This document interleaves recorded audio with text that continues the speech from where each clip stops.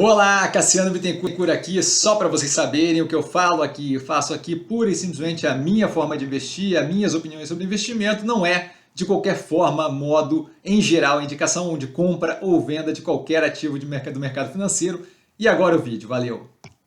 Olá, Cassiano Bittencourt, pelo Visão do Estrategista, agora para analisar a Gerdau, que divulgou o resultado essa semana, tá? A operação ali de siderurgia multinacional brasileira, operações ali nas Américas, tá? É um ativo que a gente acompanha bastante tempo, todo trimestre, porque é um ativo que tinha interesse aí, está num setor nervoso agora no Brasil, e tinha interesse em talvez, eventualmente, entrar ali na operação. Agora a gente está acompanhando, acho que mais por curiosidade, para acompanhar o debacle todo, o problema todo, a questão toda que está acontecendo, tá? Agora a adição de tarifação do Trump, do que propriamente para acessar o ativo, tá? Para alocar capital aqui. A análise continua sendo uma questão de preço versus conjuntura, nesse momento, bem complicado, tá? Há algum tempo, com o adendo da pressão mais forte sendo sentida pela importação do aço chinês, está comentada aprofundadamente na análise do terceiro trimestre de 2023 da Uzi Minas, que se não me engano está aqui embaixo, mas se não tiver está nos vídeos da Uzi Minas, e no quarto trimestre de 2023 da Gerdau, que aí sim está aqui embaixo o ano contra ano. Na época foi dito que não vejo o governo resolvendo tão cedo,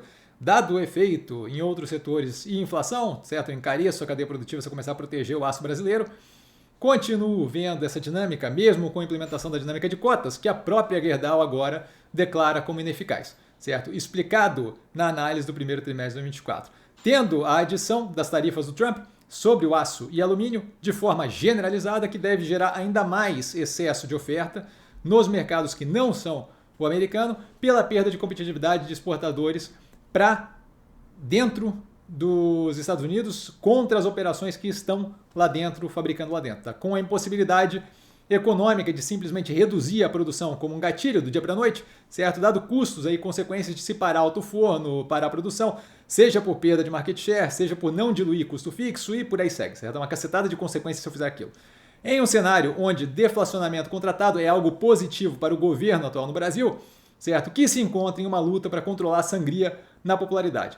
Tá? Com as próximas eleições chegando perto e começando a ter já a disputa desse cenário. Tá tendo como um dos principais fatores negativos para essa popularidade justamente a inflação e os reflexos da mesma, como, por exemplo, a subida de juros. Resumindo, a situação piorou para o setor no Brasil. É importante ressaltar que para a operação nos Estados Unidos a gente tem uma melhoria na dinâmica, obviamente, com o protecionismo do mercado local e eles têm produção lá dentro. De qualquer forma, isso daí vale a pena dar uma olhada quando eu botar aqui a abertura do EBITDA, de origem do EBITDA, de quanto vem de cada um, você vê que claramente a dinâmica parece ser pior para essa operação, parece ser mitigada pela melhoria dentro dos Estados Unidos, mas não propriamente beneficiada por essa melhoria.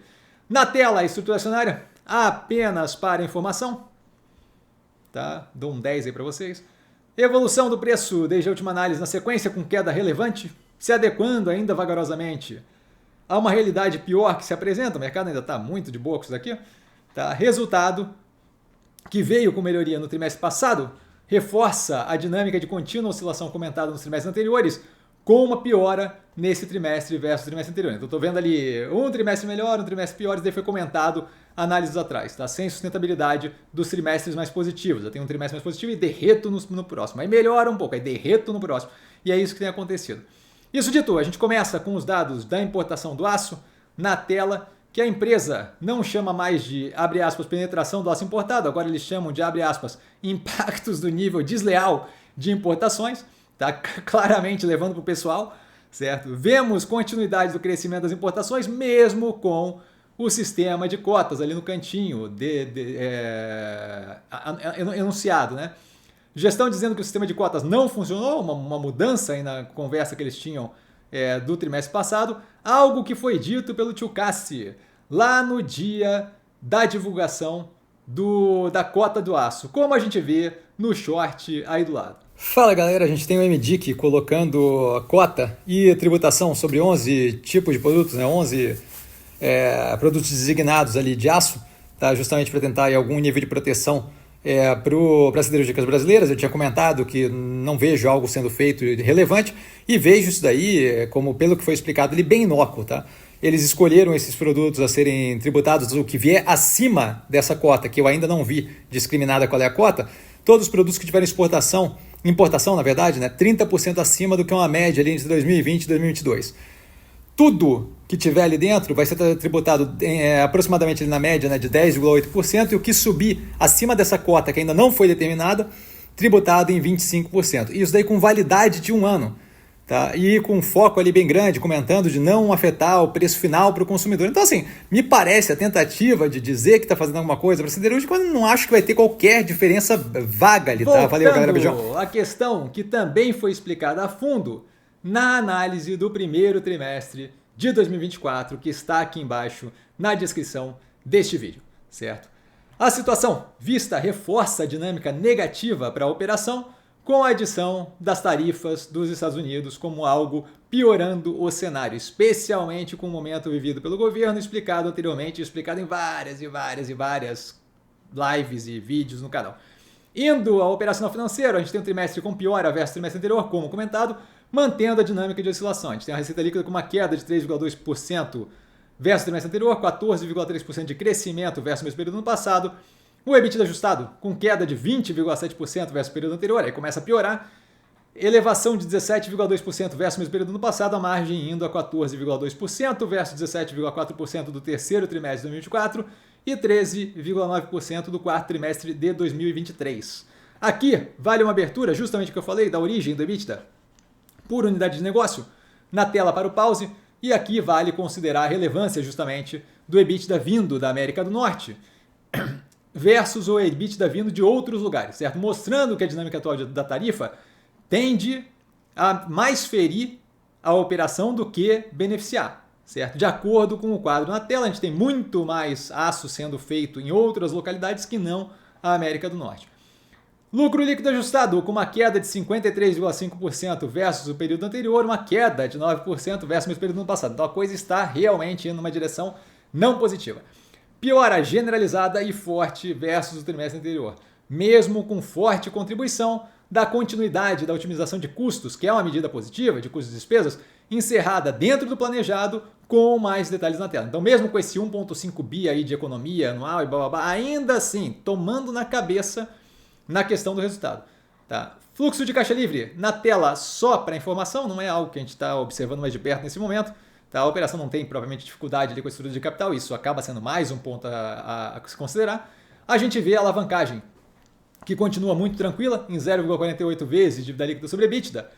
A estrutura de capital sólida e o cronograma extremamente, muito tranquilo. Tá? O que reforça a não necessidade de um auxílio do governo para a sobrevivência da operação. O que piora a situação do setor no que tange pedir auxílio, proteção a qualquer coisa do governo, certo? Que, como dito na análise da Uzi Minas, deve ser jogado o setor como um todo a sacrifício. Eu não vou usar o mesmo termo que eu usei lá, senão a ovelhinha aparece e aí é toda uma farra do boi aqui na edição, tá?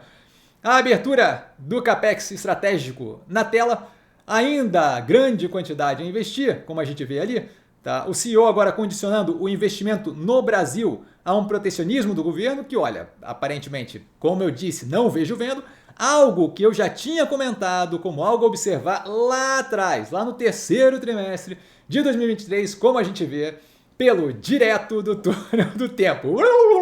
Que vale a atenção ao CAPEX, ao Capital Expenditures, investimentos planejados pela operação, dado que a gente ainda tem um volume considerável no planejamento até 2026, tá? De aproximadamente ali 8 bilhões de reais. De 2021 até agora foram feitos ali 3 alguma coisa, se não me engano, mas um terço aí aproximadamente, um quarto talvez. E a gente ainda tem 8 bi a serem feitos. Tá? E a operação se encontra em um cenário bem menos positivo do que quando foi feito esse planejamento, certo? O que pode levar à frustração nos investimentos, ou seja, deixar de fazer alguns, ou a forçação de barra para realizar os mesmos. Tá? Ainda sem condições de dizer qual dos dois possíveis outcomes, quais das duas possíveis decisões vão ser feitas, tá? Ou se a gente vai chegar nesse ponto de ter que efetivamente, pela piora da decisão, pela piora da operação, decidir entre desfazer investimento, reduzir investimento ou forçar a barra e alavancar a operação, tá? Mas eu vejo como algo a observar, dado que em ambos os casos a gente tem consequências negativas atreladas, certo? Se eu tiver que desfazer, que voltar atrás no investimento planejado, eu tenho consequências negativas atreladas. Se eu forçar a barra para fazer os investimentos, mesmo assim, mesmo numa situação de geração de caixa mais baixa, numa situação menos positiva, eu também tenho consequências negativas. Então é algo que eu observaria no médio e longo prazo da operação aqui, tá? Voltando! CEO, sempre me divirto com isso. CEO fala em tarifas que ele vê como necessária para resolver a questão, sugerindo uma tarifa Brasil que seja efetivamente aplicada em incidentes sem ter como escapar de 25 a 30% do aço que entra no Brasil.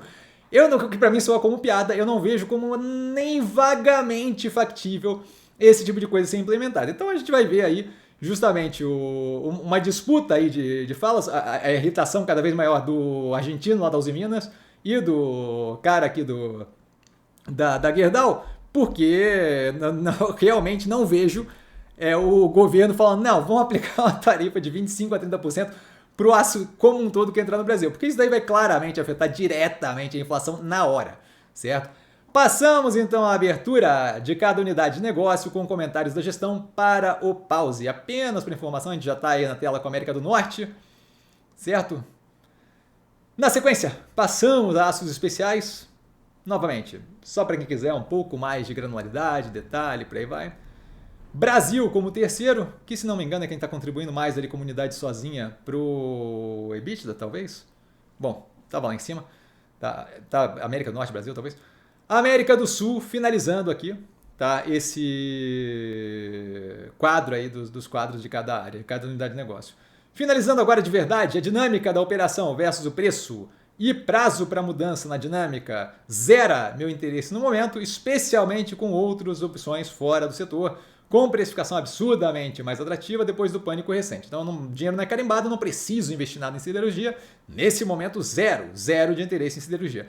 Evolução do cenário competitivo é bem negativa, tá? E piorada com tarifas dos Estados Unidos e dinâmica do governo com popularidade, inflação, juros e por aí vai. Medida no governo até agora é inócua a questão das cotas e eu não vejo isso mudando tão cedo, especialmente não para o 25, 30% que ele falou ali.